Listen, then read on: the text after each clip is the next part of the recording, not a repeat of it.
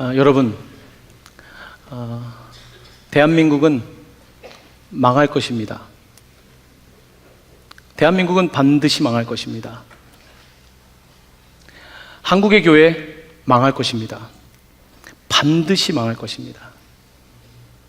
제 말이 사실 같지 않다고요? 회개하지 않는 대한민국은 망하게 될 것입니다. 회개하지 않는 한국교회는 망하게 될 것입니다. 반드시 그렇게 될 것입니다. 여러분, 제가 지금 이런 말씀을 드리니까 마음들이 어떠십니까? 마음들이 어떠세요? 오늘 우리가 함께 읽은 예레미야는 40년 동안 주로 이런 예언을 했던 사람입니다. 예루살렘은 무너질 것입니다. 성전은 사라질 것입니다. 여러분의 자녀는 붙잡혀 포로로 갈 것입니다. 소망은 없습니다. 돌이키지 않으면 소망은 없습니다. 결코 돌이킬 수 없을 것입니다. 40년 동안 그는 그런 예언을 했습니다. 이런 말을 하는 예레미야도 얼마나 어려웠을까요? 예레미야 때때로 하나님, 저는 이런 설교는 하고 싶지 않습니다. 이런 예언은 하고 싶지 않습니다. 하나님께 항변을 하기도 했습니다. 하지만 내가 여호와의 이름을 말하지 아니하면, 내가 이 말을 전하지 아니하면 가슴이 불붙는 것 같아서 막 골수에 사무칠 정도로 그에게 또 이 안타까운 마음이 막 일어났던 것입니다. 회개를 촉구하고 변화를 촉구하는 예레미야의 모습을 우리는 예레미야서에서 똑똑히 볼 수 있습니다. 예레미야는 그 유다, 남북이 갈려진 그 왕조의 유다 그곳에서 마지막 5명의 왕이 남아있는데 그 5명의 왕이 통치하는 시대의 선지자 역할을 했던 사람입니다. 그가 요시야라고 하는 왕의 시대에 활동을 하기 시작하는데, 요시야 왕은 좋은 왕이었습니다. 근데 그 이후로 마지막 4명의 왕은 모두 악한 왕이었습니다. 예루살렘엔 도무지 소망이 없었습니다. 예레미야는 이와 같은 나라가 멸망하는 그 시기에 하나님의 부르심을 받고 누구도 원치 않는 설교를 했던, 누구도 원치 않는 예언을 했던 사람입니다. 하도 그런 이야기를 많이 하니까 사람들이 싫어했습니다. 감옥에 가두기도 하고. 여러분, 제가 매주 이곳에서 여러분, 나라가 망할 겁니다. 교회가 무너질 겁니다. 여러분의 가정이 무너질 겁니다. 제가 매주 그런 설교를 한다고 해보십시오. 1년이 지나고 2년이 지나고 계속해서 회개하라고 설교한다면 여러분 어떻게 반응하시겠습니까? 예레미야는 그런 설교를 주로 했던 사람입니다. 얼마나 안타까웠으면 그런 설교를 했겠습니까? 하지만 사람들은 듣지 않았습니다. 왕들은 듣지 않았습니다. 사람들은 그냥 문제가 해결될 거라고 생각했습니다. 하지만 문제가 그렇게 쉽게 해결되지 않았습니다. 결국 이 예루살렘은 멸망하게 됩니다. 예루살렘은 무너지게 됩니다. 예레미야가 그렇게 예언한 이후로 정말로 무너지고 느부갓네살이 침공하여 그렇게 불타버리고 BC 586년에 결국 예루살렘은 역사 속으로 사라지게 됩니다. 이것이 성경의 이야기입니다. 오늘 우리는 예레미야 이야기를 통해서 특별히 대림절 소망에 관한 이야기를 하는 이때에 우리의 삶을 다시 돌아볼 필요가 있습니다. 여러분, 소망은 막연하게 잘 될 거라는 생각은 아닐 것입니다. 막연하게 우리의 삶이 형편이 나아질 것이다, 막연하게 우리가 뭔가 될 거라고 하는 것은 너무나 아주 나이브한 순진한 생각이겠지요. 오늘 본문은 우리에게 새로운 시대에 대한 소망의 말씀을 제공하고 있습니다. 여러분, 한 해를 지나시면서 좀 어떠신 것 같습니까? 올 한 해는 통일에 관한 이야기들, 남북대화, 북미대화, 여러 가지 우리에게 정말 희망을 갖게 하는 일들도 많이 있었습니다. 하지만 올해 가장 취업이 어렵고 자영업을 하시는 분들이 힘들어하고, 저도 신방을 하기 때문에 성도님들이 힘들어한다는 이야기를 사실 자주 듣게 됩니다. 지금 우리가 살아가고 있는 이 2018년 12월은 잘 될 것 같은 그런 미래적인 소망과 실제 현실 사이에서의 그 갭이 상당히 벌어져 있는 때라고 생각합니다. 예레미야 때도 그랬을 것입니다. 오늘 이 예레미야는 감옥에 갇혀 있습니다. 그가 오늘 이 대목의 내용을 썼을 때는 그가 시위대 안에 왕의 시위대 안에 갇혀 있어서 구덩이에 빠져 있었습니다. 구덩이에 빛이 들어오지 않는, 거의 빛이 들어오지 않는 곳에서 그가 기도하며 하나님의 음성을 듣습니다. 앞으로 멸망에 대한 이야기를 그가 선언했는데 하나님께서 그에게 소망의 말씀 몇 구절을 주십니다. 이 예레미야 이 30장 이하 33절까지의 말씀은 예레미야 전체는 굉장히 어두운 이야기인데 그 가운데서 소망에 관하여 말씀하시는 아주 보석 같은 말씀입니다. 오늘 그 보석 같은 말씀의 일부를 여러분이 읽은 것입니다. 소망이 없는 것 같은 예레미야처럼 구덩이에 빠져있는 삶 속에 던져주시는 하나님의 소망에 관한 말씀입니다. 여러분, 소망은 사람에게 있지는 않습니다. 여러분, 사람을 의지하지만 결국 우리는 사람 때문에 또한 상처를 입지 않습니까? 당시 유다는 동남쪽에는 원래부터 막강한 국가였던 이집트가 있었습니다. 북동쪽에는 아수르라고 하는 나라가 있었습니다. 아수르는 자신들의 형제인 북이스라엘을 무너뜨린 강력한 제국입니다. 그리고 그 제국 뒤에 바벨론이라고 하는 또 다른 제국이 일어나고 있습니다. 그때 유다는 이렇게 생각했습니다. 이 바벨론을 견제하기 위해서 애굽의 손을 잡으면 된다고 생각했습니다. 하지만 이것은 패착이었습니다. 애굽의 손을 잡았지만 그들은 결국은 바벨론에 의해서 몰락하고 말았습니다. 우리의 삶이 어려울 때 여러분 어떻게 하십니까? 애굽의 손을 잡아볼까? 혹 누구의 손을 잡아볼까? 하지만 정작 누구의 손을 잡는 것이 중요한 것이 아니라 나의 삶을 다시 돌아봐야 되지 않겠습니까? 내 삶이 어디에서부터 무너져 있는지, 내 삶이 도대체 어디서부터 잘못되었는지, 왜 내 삶 속에 이와 같은 고난과 어려움이 있는지에 대해서 우리는 다시 한번 바깥이 아니라 우리 자신부터 돌아보아야 되는 것입니다. 사람들은 고난이 있을 때에, 불안이 덮칠 때에 이 보통 터널 비전이라고 하는 아주 좁은 견해를 갖게 됩니다. 터널, 여러분 조그만 터널처럼 이렇게만 보고 있는 거죠. 불안하기 때문에 터널 비전을 갖고 좀 더 와이더한, 조금 더 넓은 하나님의 뜻과 계획을 바라보지 못하는 것입니다. 예레미야 시대 사람들은 그렇게 좁은 비전을 가지고 살고 있었습니다. 그 시대의 예레미야는 조금 더 역사를 길게 봅니다. 지금 우리가 분명히 멸망하게 되지만 하나님의 음성을 듣지 않고 바벨론을 따라가지 않을 때 우리가 멸망하게 되지만 70년이 지나면 다시 본국으로 돌아올 것이다 라고 하는 희망의 메시지를 또한 선포하고 있습니다. 사랑하는 성도 여러분, 여러분에게는 어떤 소망이 있습니까? 어떤 소망이 있습니까? 여러분, 소망은 사람에게 있는 것이 아니라 하나님께만 있는 줄로 믿습니다. 하나님만 우리의 소망 되십니다. 소망은 공평합니다. 나에게 소망이 있다면, 내 조건에 소망이 있다면 조건이 나쁜 사람은 소망도 가질 수 없는 거예요. 하지만 하나님이 소망이시라면, 예수 그리스도가 소망이시라면, 예수 그리스도께서 만왕의 왕이시라면 누구나가 공평하게 소망을 가질 수 있는 것입니다. 왜냐하면 소망은 나의 것이 아니라 예수 그리스도의 것이기 때문입니다. 오늘 대림절을 맞이하는 이날, 혹시 소망이 끊어진 것 같은 삶을 살고 있다면 여러분의 소망을 애굽에 두지 않기를 바랍니다. 여러분의 소망을 세상이 말하는 성공에 두지 않기를 바랍니다. 여러분의 소망을 자녀에게만 두지 않기를 바랍니다. 여러분의 소망을 하나님께 두시는 믿음과 지혜가 있기를 예수님의 이름으로 간절히 축원합니다. 아멘. 오늘 우리는 본문을 읽으면서 예레미야가 이 구덩이에 갇혀 있으면서 했던 소망의 메시지를 함께 듣기를 원하는데요. 여러분, 성경의 14절 말씀과 15절 말씀을 우리 함께 연이어서 봉독하도록 하겠습니다. 여호와의 말씀이니라. 보라, 내가 이스라엘 집과 유다 집에 대하여 일러준 선한 말을 성취할 날이 이르리라. 그날 그때에 내가 다윗에게서 한 공의로운 가지가 나게 하리니 그가 이 땅에 정의와 공의를 실행할 것이라. 아멘. 여러분, 지금 이스라엘은 다윗 왕조가 곧 끝나게 됩니다. 마지막 왕인 다윗의 자손이 시드기야는 두 눈알이 빠졌습니다.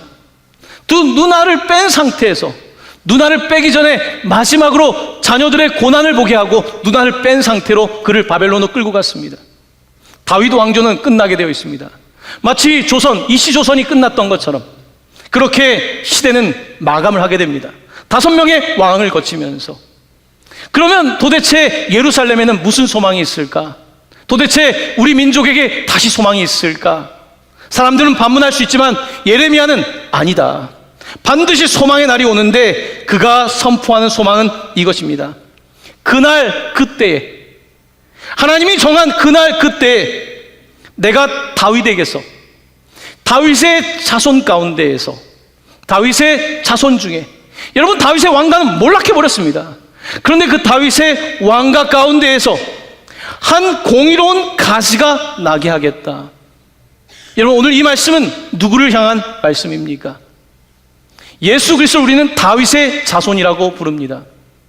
이 무너진 다윗의 이 집안에서 그 뿌리 가운데에 요셉을 거쳐서 예수를 통하여서 놀라운 한 공의로운 가지가 나게 될 것이라고 말씀하고 있습니다. 여러분 여기서 공의라고 하는 단어에 대해서 우리가 생각해 볼 필요가 있습니다. 공의란 무엇인가? 우리가 정의란 말도 쓰고 공의란 말도 쓰는데 공의라고 하는 단어는 영어로는 right, 옳다는 뜻입니다. 근데 이 단어의 보다 어원에 가까운 표현은 공의라는 뜻은 straight, 직선이라는 뜻입니다. 바르다는 뜻입니다. 여러분 우리는 공의롭지가 않죠. 우리 자신은 치우쳐져 있습니다. 우리 자신은 왜곡되어져 있습니다. 우리는 하나님을 따라간다고 하지만 직선으로 간다고 하지만 직선으로 가지 못하는 사람들입니다. 이스라엘 역사가 그랬습니다. 하나님이 말씀하셨지만 그들은 치우쳐 있었습니다. 우상 숭배와 음란의 신을 섬기며 치우칠 대로 치우쳐 있었습니다. 이와 같은 바로 민족에게, 이스라엘에게 하나님께서는 공의로운 가지, 바로 선 가지, upright, 바로 똑바로 서 있는 가지를 세워주시겠다고 말씀하고 계시는 것입니다. 바로 그 가지가 우리에게 소망이 된다라고 말씀하고 있습니다. 예레미야와 같은 방식으로 예레미야보다 먼저 예언했던 이사야는 이사야서 11장에서 이렇게 예언의 말씀을 기록하고 있습니다. 우리 이 말씀을 함께 봉독하기 원합니다. 이새의 줄기에서 한 싹이 나며 그 뿌리에서 한 가지가 나서 결실할 것이요. 이새의 줄기, 바로 다윗의 아버지 이새의 줄기에서 한 싹이 난다는 것입니다. 그 뿌리에서 한 가지가 난다. 자, 이 가지라고 하는 단어는 이 히브리어 단어로 넷제르라고 되어 있습니다. 넷제르가 날 것이다. 아주 공의로운 넷제르가 날 것이다 라고 했는데 도대체 이 넷제르라는 단어는 어떤 뜻일까요? 이 넷제르라고 하는 단어가 사용되고 있는, 비슷한 단어가 사용되고 있는 구절을 신약 성경에 찾아보면 쉽지가 않습니다. 도대체 어디에 이 본문 말씀이 그대로 예언이 성취되고 있는 것일까요? 마태복음 2장 23절 말씀입니다. 화면에 있는 이 말씀을 함께 봉독합니다. 시작.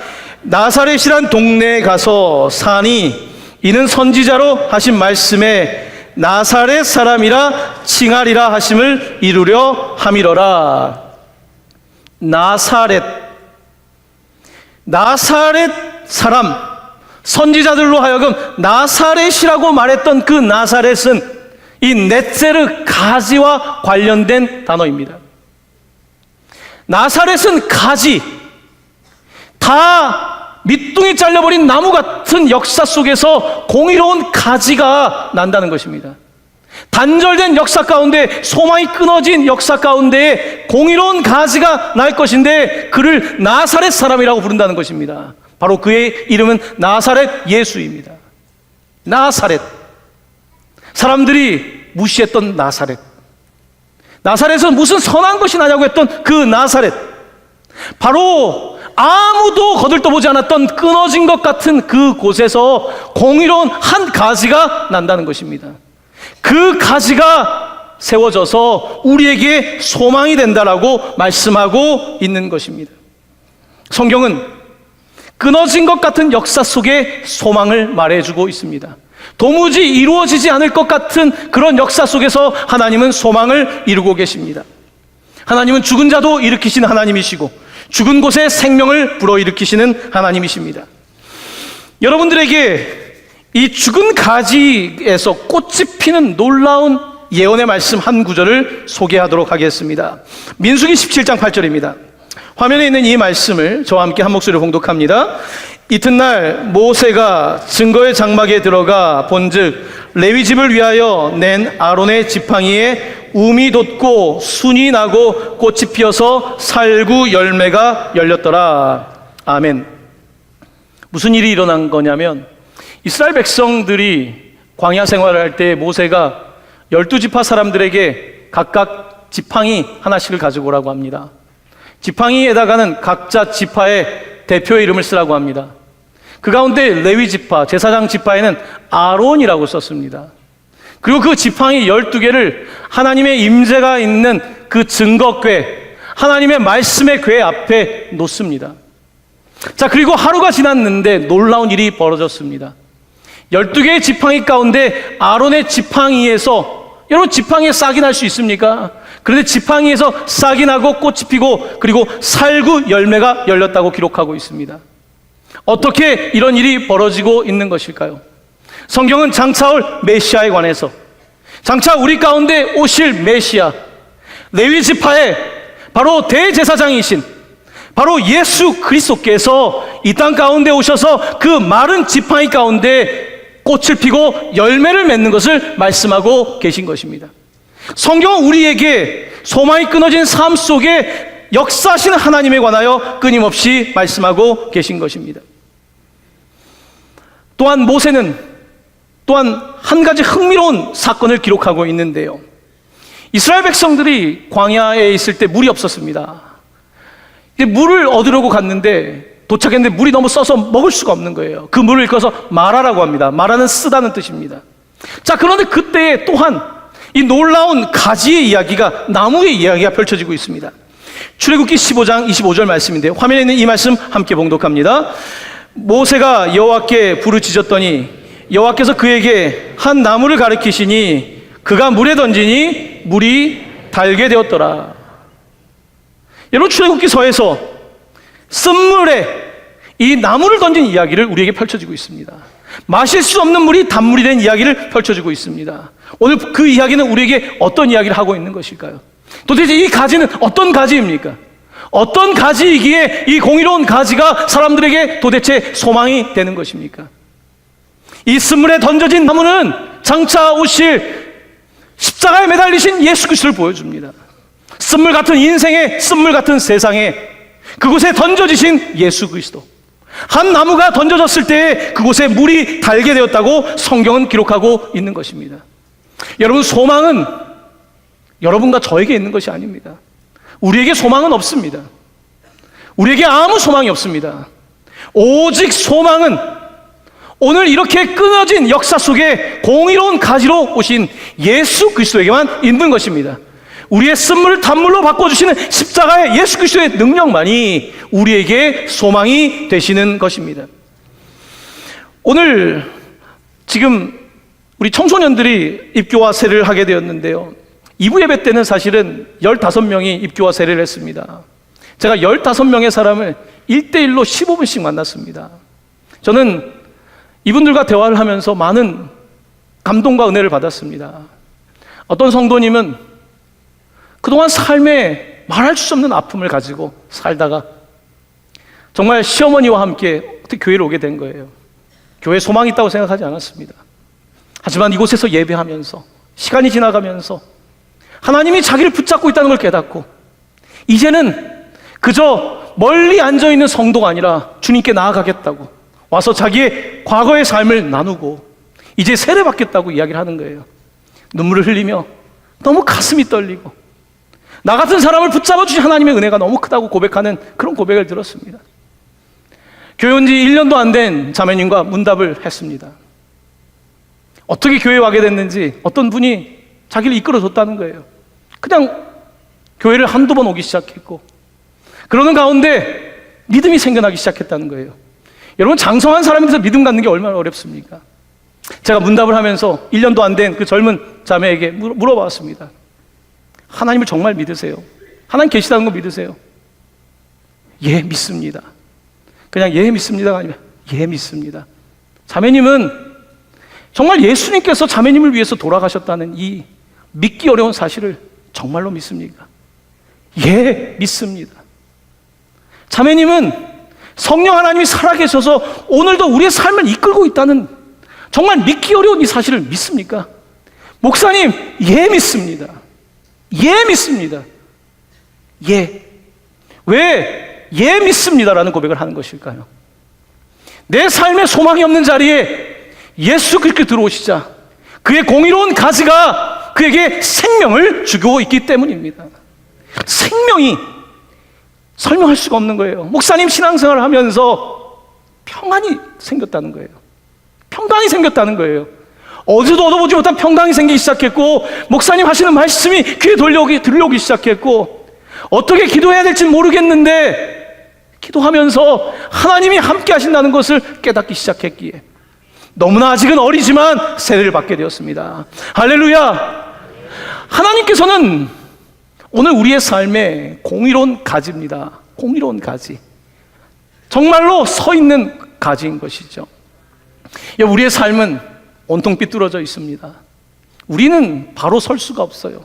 바로 쓴 것 같지만 또 기울어져 있습니다. 오늘 말씀을 전하면서 어려운 내용 가운데 하나가 공의와 정의라는 내용입니다.